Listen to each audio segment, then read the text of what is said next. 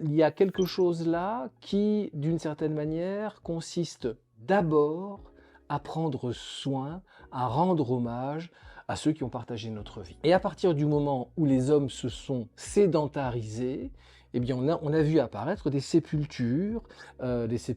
individuelles ou des sépultures collectives qui permettaient effectivement d'avoir à proximité des lieux de vie, eh bien des espaces dédiés ou en hommage à ceux qui nous avaient quittés. Et ça, c'est le deuxième processus, d'une certaine manière, et là aussi, s'occuper de ces morts, c'est un comportement qui dit quelque chose de l'humanisation, c'est-à-dire de cette capacité à ressentir des émotions, de cette capacité à prendre conscience des émotions qui sont les nôtres, mais c'est aussi la possibilité de se recueillir dans un endroit très clairement identifié où le corps ou l'âme, selon les croyances de ceux qui nous ont quittés, eh bien, trouve un lieu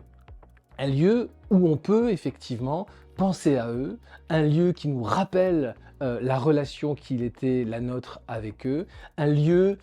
qui permet de leur rendre hommage, un lieu qui permet de se souvenir de ce qu'ils étaient. D'une certaine manière, la sépulture reste quelque chose qui va, dans le réel, maintenir la mémoire.